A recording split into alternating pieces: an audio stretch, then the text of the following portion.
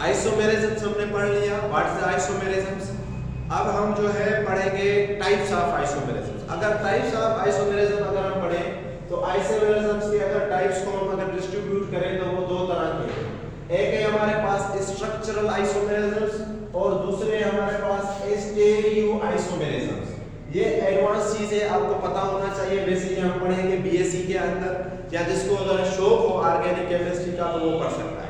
तो स्टीरियो आइसोमेरिज्म्स में हमारे पास ज्योमेट्रिकल आइसोमेरिज्म आता है और ऑप्टिकल आइसोमेरिज्म आता है। तो ये दोनों इसमें ये एडवांस लेवल के हिसाब से हमारे जो कोर्स में है वो सिर्फ स्ट्रक्चरल आइसोमेरिज्म्स है।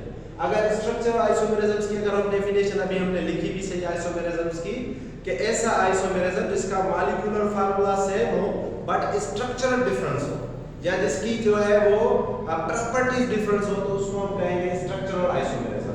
अब स्ट्रक्चरल आइसोमेरिज्म्स में भी हमारे पास चार आइसोमेरिज्म्स हैं।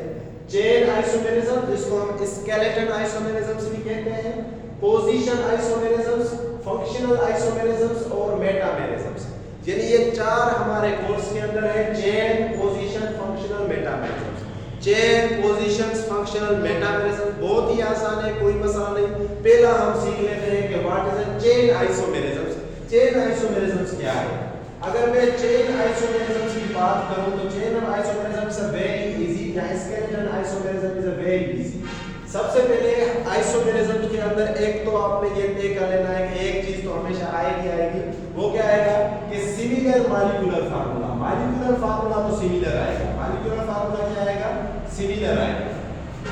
तो अगर चेन आइसोमेरिज्म्स की बात करें तो इसका मतलब क्या है कि डिफरेंस आएगा कहां? कार्बन चेन्स के अंदर। नंबर ऑफ कार्बन चेन्स के अंदर डिफरेंस होगी।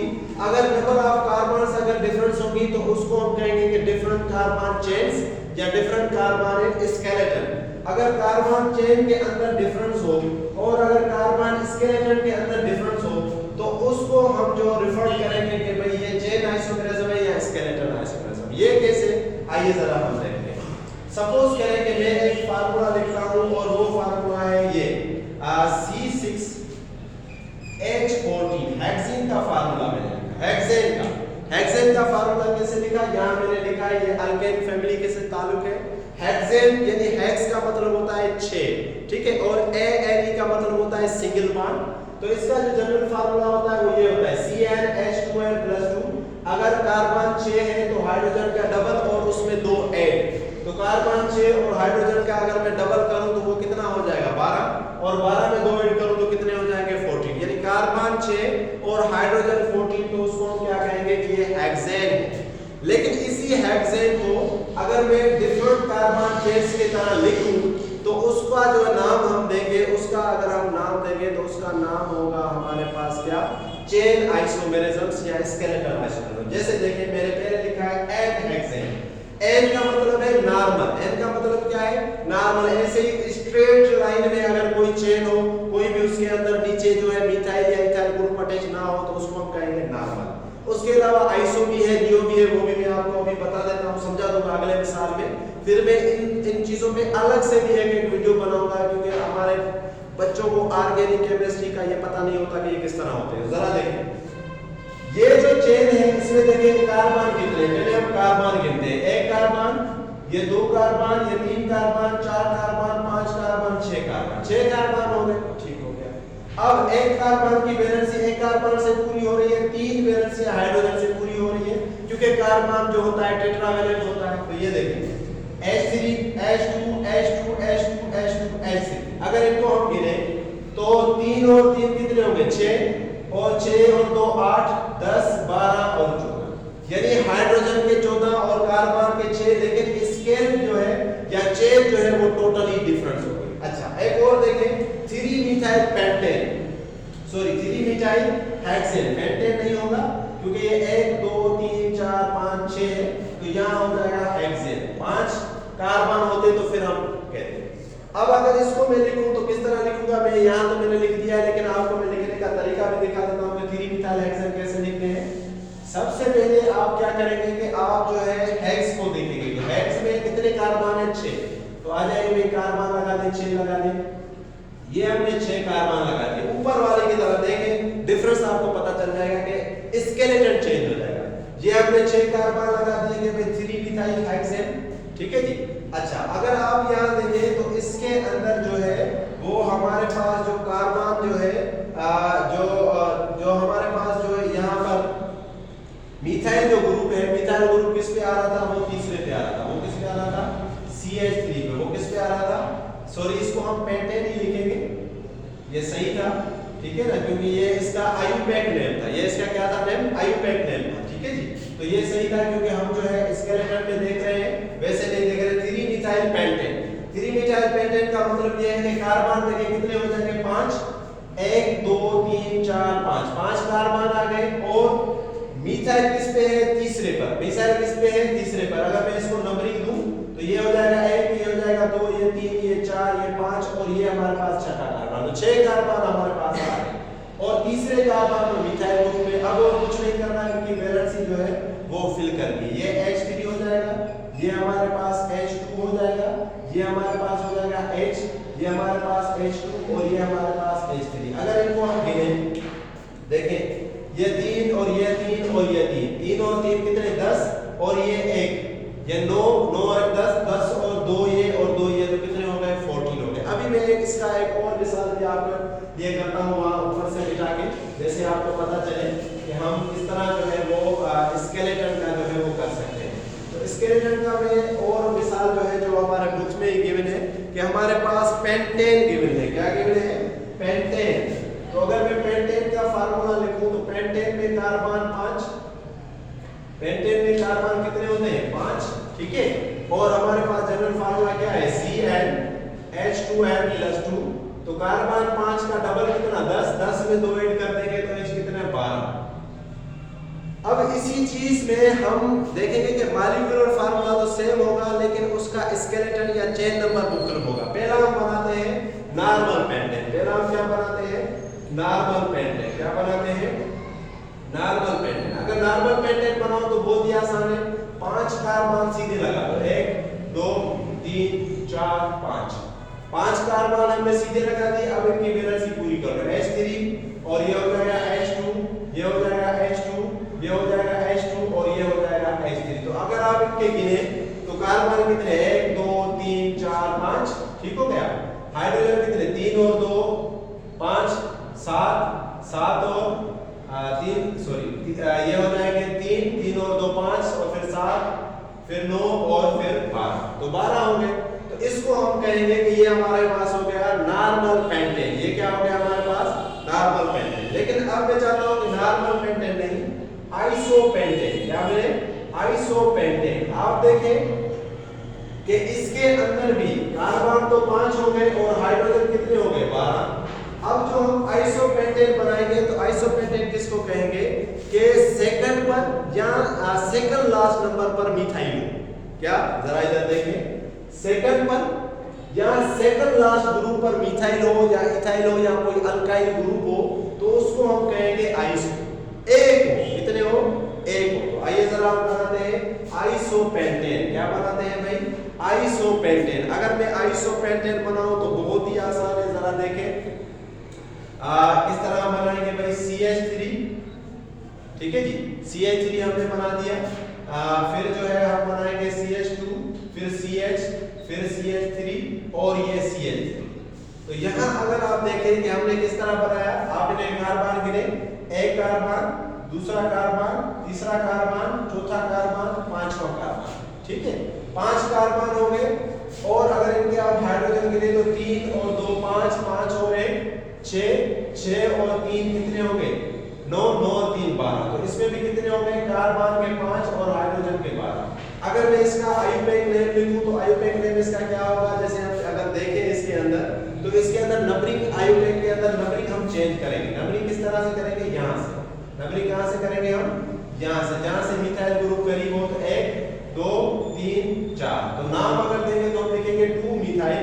आयुपैक नेम में हम क्या लिखेंगे, 2 मिथाइल, 2 मिथाइल। और फिर हम क्या इसको नाम देंगे, ब्यूटेन। क्या देंगे, ब्यूटेन। ब्यूटेन किसके लिए, क्योंकि चेन के अंदर 4 कार्बन है। तो हमने ये देख लिया कि अगर आइसो हम किसे कहेंगे, ये याद होना चाहिए, आइसो उसको कहेंगे कि सेकंड लास्ट नंबर पर या सेकंड नंबर पर एक मिथाइल अगर अटैच हो तो उसको हम क्या कहेंगे, आइसो, सेकंड लास्ट। इस तरह एक और भी हम मिसाल हम इसका कर देते हैं, वो हम यहाँ लिख लेते हैं।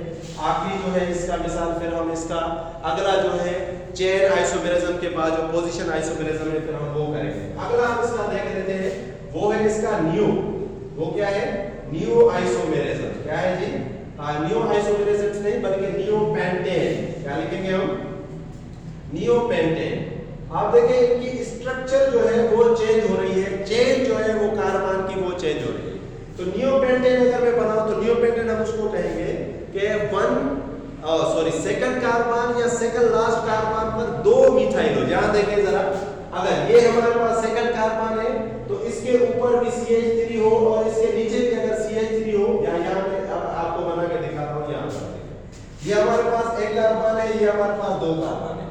अब इस दूसरे कार्बन पे, ये जो दूसरा कार्बन है इसके ऊपर अगर 2 अल्काइल हो, इसके ऊपर अगर 2 अल्काइल हो तो हम इसको क्या कहेंगे, हम इसको कहेंगे कि भाई ये हमारे पास क्या है, ये हमारे पास है न्यू आइसोमेरिज्म। ये हमारे पास क्या है, न्यू आइसोमेरिज्म। लेकिन अगर इसी के ऊपर सिर्फ एक होता तो हम उसको क्या कहते हैं, आइसोमेरिज्म, या हम जिसको कहेंगे सिर्फ जो है आइसोपेंटेन। ठीक है, तो इसको हम क्या कहेंगे, न्यू पेंटेन। अब यहां देखिए, अगर इसका मैं आयोडेट लेवल लिखूं या वैसे भी इसको अगर आप गिने तो कार्बन तो 5 है और हाइड्रोजन 3 3 3 3 तो कितने हो गए, 12।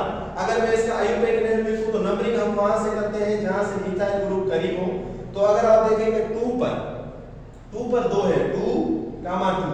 अब 2 मिथाइल है तो हम लिखेंगे डाई मिथाइल, और क्योंकि कार्बन चेन में 3 आ रहे हैं तो हम इसको कहेंगे प्रोपेन। हम इसको क्या कहेंगे, प्रोपेन। तो इसी तरह आइसोमेरिज्म्स का एक और अच्छा सा हमने जो टाइप है जिसको हम कहते हैं चेन आइसोमेरिज्म्स, या जिसे हम कहते हैं स्केलेटन आइसोमेरिज्म्स, वो हमने कंप्लीट कर दिया। अब हम अगला करेंगे पोजीशन आइसोमेरिज्म। अब जो है वो हम आइसोमेरिज्म्स का दूसरा टाइप जो है पोजीशन आइसोमेरिज्म्स हम पढ़ेंगे। पोजीशन आइसोमेरिज्म्स वेरी इजी है, कोई इसमें मसला नहीं है। जिस तरह चेन स्केलेटन था इसी तरह ये भी है। अब पोजीशन आइसोमेरिज्म में है क्या चीज वो जरा देखते हैं। पोजीशन आइसोमेरिज्म से ये कहता है कि अगर किसी भी कंपाउंड के अंदर अगर कोई फंक्शनल ग्रुप अटैच है तो उसकी पोजीशन हम चेंज कर देंगे, वही फंक्शनल ग्रुप रहेगा लेकिन उसकी पोजीशन हम चेंज कर देंगे तो ऐसे में उसका मॉलिक्यूलर फार्मूला सेम रहेगा लेकिन पोजीशन ऑफ फंक्शनल ग्रुप की चेंज हो जाएगी, तो उसको हम कहेंगे पोजीशनल आइसोमेरिज्म। जैसे हमने यहाँ लिखा भी है कि when 2 or more compounds differ in positions of substitute atom or functional group, यानी फंक्शनल ग्रुप की पोजीशन में वो क्या हो, डिफरेंस रखते हो, उनमें उनका वो फर्क हो कार्बन स्केलेटन के अंदर या कार्बन चेन के अंदर, तो ऐसे आइसोमेरिज्म्स को हम क्या कहेंगे, ऐसे आइसोमेरिज्म्स को हम कहेंगे पोजीशन आइसोमेरिज्म। जैसे यहाँ पर है प्रोपाइल अल्कोहल। अब प्रोपाइल अल्कोहल जो है इसके भी 2 आइसोमेरिज्म्स है पोजीशन में। वो कैसा, एक है प्रोपेनॉल। अगर प्रोपेनॉल है तो इसका मतलब है नॉर्मल प्रोपेनॉल है ना, तो किस तरह करेंगे हम, CH3, ठीक है जी, CH2, ठीक है जी, और OH। यहाँ पर इसको आप जो है CH3 लगाकर फिर OH आप लगा दें, यानी कितने कार्बन हो गए, 1 कार्बन 2 कार्बन 3 कार्बन, क्योंकि प्रोपेनॉल है तो जब हम प्रोपेनॉल की बात करते हैं तो इसका मतलब है कि 3 इसमें कार्बन होंगे। कितने कार्बन होंगे, 3 कार्बन होंगे। और क्योंकि इसमें आखिर में ऑक्सीजन आ गया तो ऑक्सीजन आने का मतलब ये है कि इसकी अब 2 वैलेंसी जो है हो जाएगी, क्योंकि एक इसकी ऑक्सीजन के साथ हो गई। तो CH3 CH2 CH2 और OH अगर ये हमने लगा दिया तो इसका मतलब है कि ये हो गया नॉर्मल प्रोपेनॉल, या सिंपल हम इसको कहेंगे प्रोपेनॉल। सिंपल हम क्या कहेंगे, प्रोपेनॉल। लेकिन अगर इसमें अगर आप देखें तो इसमें कार्बन तो वही 3 है, 1 2 3, हाइड्रोजन कितने 3 और जो है वो 4 7, 3 और 4 कितने हो गए, 7 हो गए, ठीक है, और एक H का हो गया, OH का, तो ये टोटल 8 हो गए, ठीक है। तो इसी तरह हमारे पास अगर मैं कहूं कि भाई नहीं मुझे प्रोपेनॉल नहीं, प्रोपेन 2 चाहिए, प्रोपेन 2 को मतलब है ये वही की वही। अगर आप इसको बनाएं तो ये यहाँ पर 1 पर अटैच है, कहां पर अटैच है, 1 पर। अगर मैं इसको यहाँ बनाऊं तो कैसे होगा, CH3 CH2 और CH3, ठीक है। अब यहाँ पर इसका जो है वो एक कार्बन हम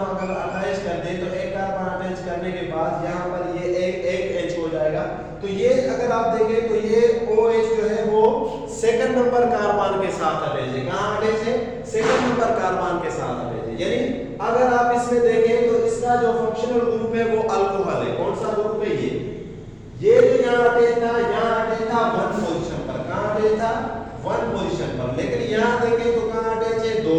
तो पहला जो है उसको हमने कहा कि ये प्रोपेनॉल है, दूसरे को जो है हमने कहा कि ये क्या है? प्रोपेनटूल है। क्या है? प्रोपेनटूल। इसी तरह हमारे पास ब्यूटीन है।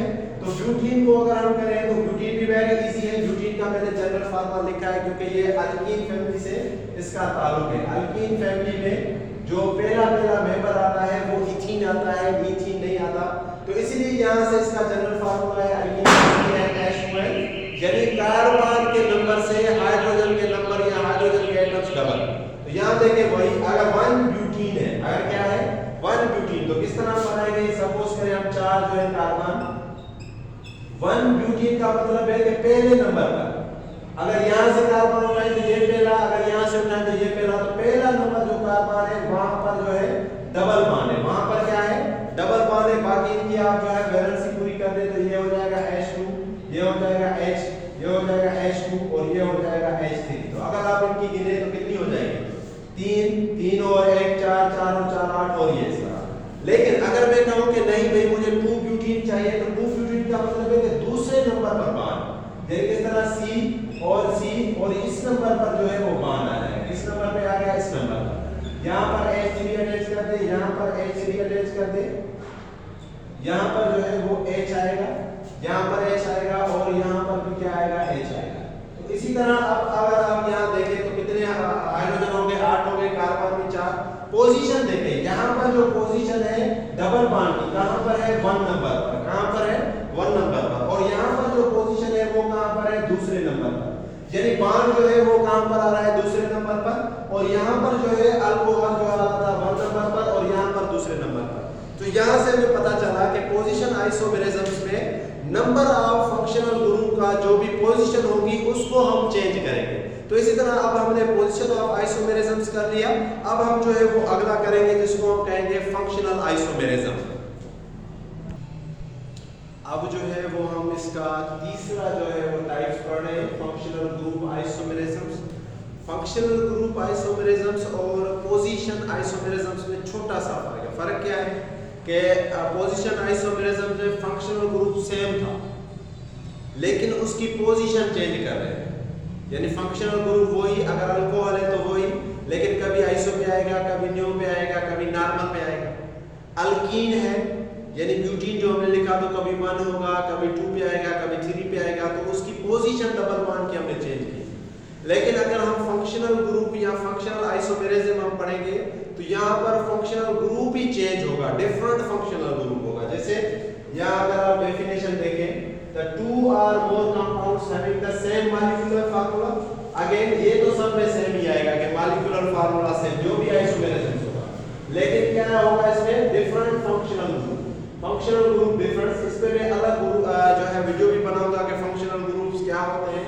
बेसिकली हमारे जो है बहुत 4 जो है फंक्शनल ग्रुप हमारे पास इंपॉर्टेंट है। एक अल्डिहाइड है, कीटोन है, अल्कोहल है और कार्बोक्सिलिक एसिड है। ये 4 जो है बहुत इंपॉर्टेंट फंक्शनल ग्रुप है, इन पर ही सारी केमिस्ट्री जो है वो लगी हुई है। यहाँ आए जरा, ये हमारे पास एक जो है मॉलिक्यूलर फार्मूला है C3H6O।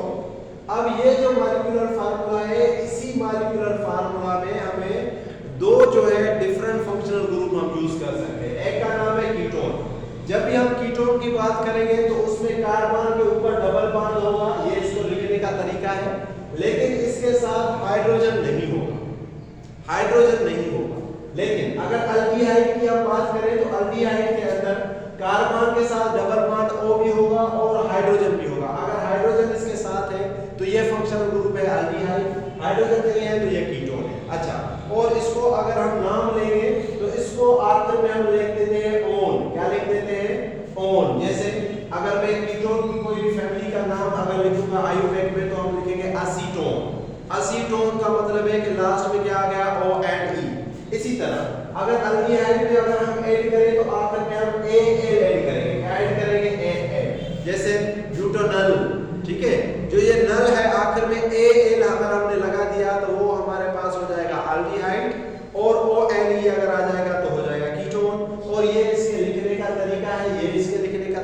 इसके साथ जो आयुपैक में सफिक्स तौर पे जो इस्तेमाल होता है वो तो हमारे पास एन हो गया और ओन हो गया, लेकिन इसको हम वन नहीं पढ़ेंगे, ओन पढ़ेंगे। और दूसरा, अगर प्रीफिक्स में इसके साथ आ जाए तो इसके साथ हमारे पास जो ग्रुप आता है वो आता है ऑक्सो ग्रुप। क्या आता है? Oxo group, OXO। ठीक है, तो ये थोड़ा इसका बेसिक इंट्रोडक्शन हो गया। हम इसको आगे भी पढ़ेंगे, ये हमारे पास मतलब ग्रुप में भी है, उसके अलावा जो हमारे पास केमिस्ट्री इन लाइफ है उसमें भी है, उसके अलावा भी नवा चैप्टर है उसके अंदर भी है। तो ये बहुत ज़्यादा है, हम उस पर इसको डिटेल में पढ़ेंगे। अभी हम वापस अपनी टॉपिक पे आते हैं। जरा देखें, अगर इसी से मैं अगर C3H6O से अगर मैं कीटोन बनाऊं तो हम इस तरह से बना सकते हैं। कीटोन बनाने के लिए ये है, कीटोन का ये फार्मूला है। ठीक है, कैसे हमें पता चला कि यहाँ देखेंगे कि इसमें डबल बॉन्ड O है। डबल बॉन्ड क्या है? O है, और साथ में ये R है, इसको हम अल्काइल कहेंगे। क्या कहेंगे? अल्काइल है। R बेशक आ जाए लेकिन H नहीं है इसमें। इसमें क्या है?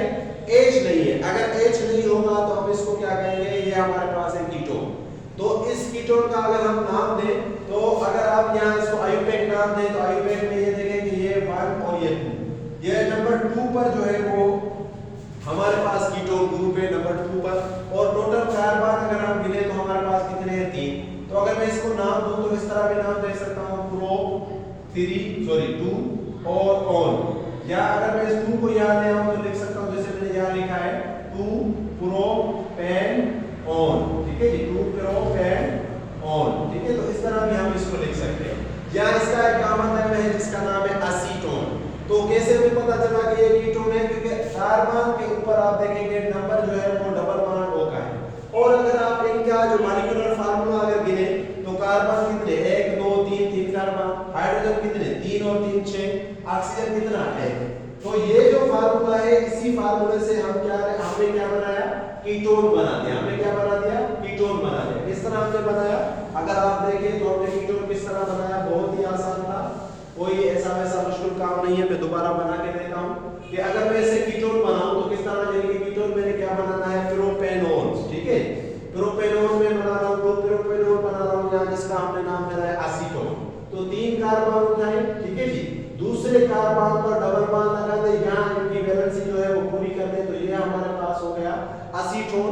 या इसको हम कह देंगे कि ये 2 प्रोपेनोन है, 2 प्रोपेनोन है। ठीक है, अब आ जाए यहाँ, अगर इसी चीज से मैं अगर अल्डिहाइड बनाऊं, क्या बनाऊं मैं? अल्डिहाइड बनाऊं। अगर मुझे अल्डिहाइड बनाना है तो वही 3 कार्बन में उठाए, 1 2 3, और जो लास्ट वाला जो कार्बन है उस लास्ट वाले कार्बन पर मैंने डबल बॉन्ड O लगा दिया और नीचे हमने क्या लिखा? H लिखा। तो ये हमारे पास इथाइल पूरा का पूरा आ गया। तो इस हिसाब से हम इसको कहेंगे ये है हमारे पास प्रोपेनल। क्या है? प्रोपेनल। यहाँ हम इसको कहेंगे कि प्रोपियन अल्डिहाइड। क्या है?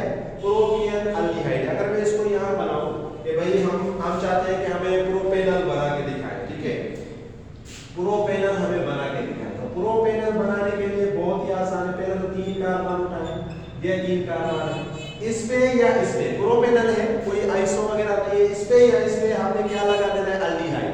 तो मैंने अल्डिहाइड में आपको बताया कि उसमें डबल बॉन्ड होगा O के साथ और एक H होगा।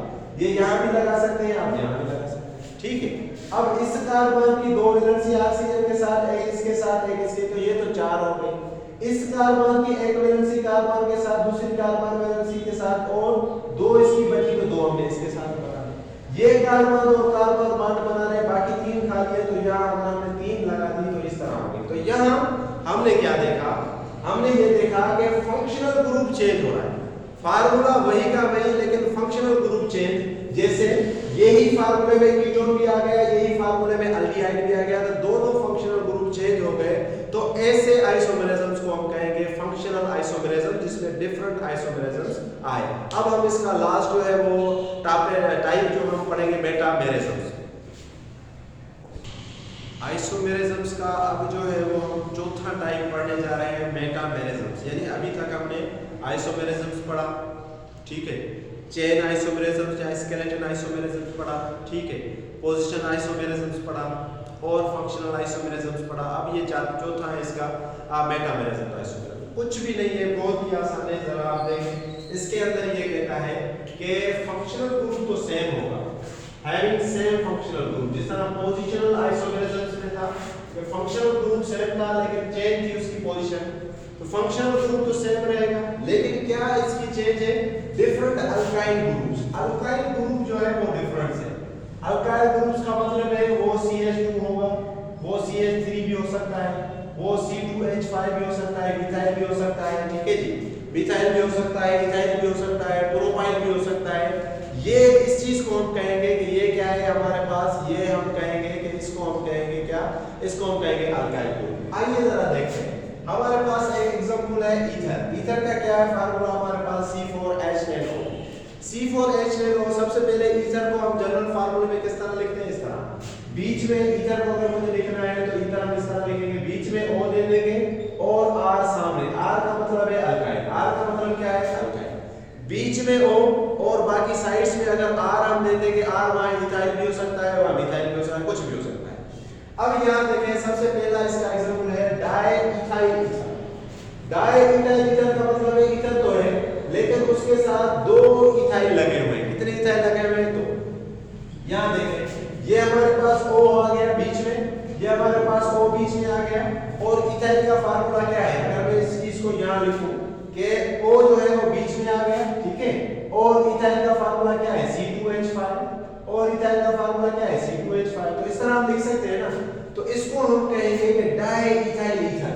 ये क्या है, डाइईथाइल ईथर। या इसी चीज को यहां मैंने तोड़ के लिखा है, O और बीच में CH2 और CH3, CH2 और CH3, तो इसका मतलब है डाइईथाइल ईथर। और अगर आप इनकी वैल्यू चेक करें तो कार्बन कितने, 1 2 3 4, 4 कार्बन। ऑक्सीजन कितना, 1 और 3 और 3 कितने, 6 6 और 4 10। तो वही आ गया ना, 4 कार्बन आ गए, 4 कार्बन आ गए और हाइड्रोजन 10 और ऑक्सीजन है। लेकिन अगर यहां देखें तो यहां जो आखिर में अटैच है वो क्या अटैच है, इथाइल। ये जरा नोट करना कि ये हमारे पास क्या है, ये हमारे पास है अल्काइल ग्रुप। ये क्या है हमारे पास, अल्काइल ग्रुप है। यहां पर चेंजिंग है, यहां पर क्या है, चेंजिंग है। पहले में हमने यहां पर जो अटैच किया है वो क्या अटैच किया है, इथाइल। अब अगर नीचे वाला देखते हैं, अगर वहां पर भी अगर उसमें इथाइल अटैच है तो डन। इथाइल अटैच नहीं है, कोई और चीज अटैच है, तो हमें पता चल जाएगा कि अल्काइल ग्रुप डिफरेंस। जैसे नीचे देखें, यहां पर जो हमने बनाया है वो बनाया है methyl and propyl ether. Methyl and propyl ether. Methyl and का मतलब है कि शुरू वाली कार्बन के ऊपर ही ईथर अटैच है। शुरू वाली कार्बन के ऊपर, जैसे ये शुरू वाली कार्बन है, वहां पर ईथर की अटैच है। अगर आप इसको देखें तो इस चीज को, यदि ये जो है, ये कौन सा ग्रुप है, ये मिथाइल है। ये कौन सा है, मिथाइल है। और इनको अगर गिने तो 1 2 3, अगर 3 है तो इस ग्रुप को हम क्या कहेंगे, इस ग्रुप को हम कहेंगे प्रोपाइल। क्या कहेंगे, प्रोपाइल। तो ये देखें, अगर आप इनको गिनेंगे तो फंक्शनल ग्रुप वही है, ईथर, ठीक है। कार्बन भी 4 है, ठीक हो गया। हाइड्रोजन भी वही 10 है। लेकिन अगर अल्काइल ग्रुप देखें तो यहां पर मिथाइल है और यहां पर क्या है, प्रोपाइल। ऊपर कौन सा था, ऊपर इथाइल इथाइल था। तो मेटामेरिज्म्स में अल्काइल ग्रुप डिफरेंट होगा। नीचे आए, अगर नीचे में देखें तो यहां पर ये जो है, ये हमारे पास मिथाइल है, ठीक हो गया। और यहां पर जो है, ये हमारे पास इसके अंदर डबल मिथाइल अटैच है। क्या है, डबल मिथाइल अटैच है। अगर डबल मिथाइल अटैच हो तो जैसे हमने पढ़ा था कि अगर सेकंड या सेकंड लास्ट कार्बन पर डबल मिथाइल अटैच हो तो उसको हम क्या कहेंगे, आइसो। क्या कहेंगे भाई, आइसो। क्या कहेंगे, आइसो। तो ये क्या है, मिथाइल आइसोप्रोपाइल ईथर। क्या है, यहां इसका नाम जो लिखा हुआ है, क्या नाम है इसका, मिथाइल आइसोप्रोपाइल ईथर। तो यहां हमने एक चीज सीखी कि फंक्शनल ग्रुप से डिफरेंट अल्काइल ग्रुप, तो उसको हम कहेंगे मेटामेरिज्म। फंक्शनल ग्रुप जो है वो सेम, लेकिन उसकी पोजीशन चेंज, तो उसको हम कहेंगे पोजीशनल आइसोमेरिज्म्स। उसके अलावा एक चीज हमने और पढ़ी कि अगर फंक्शनल ग्रुप डिफरेंस है तो उसको हम कहेंगे फंक्शनल ग्रुप या फंक्शनल आइसोमेरिज्म्स। और चेन आइसोमेरिज्म से हमने ये पढ़ा कि उसमें नंबर ऑफ कार्बन या स्केलेटन ही चेंज हो। इसी तरह आज का लेक्चर यहाँ खत्म होता है। हमने अच्छे से आइसोमेरिज्म हमने पूरा का पढ़ा। कोई भी अगर क्वेश्चन हो, कोई भी सवाल हो तो आप चैट बॉक्स में कमेंट में लिख सकते हैं। थैंक यू, शुक्रिया।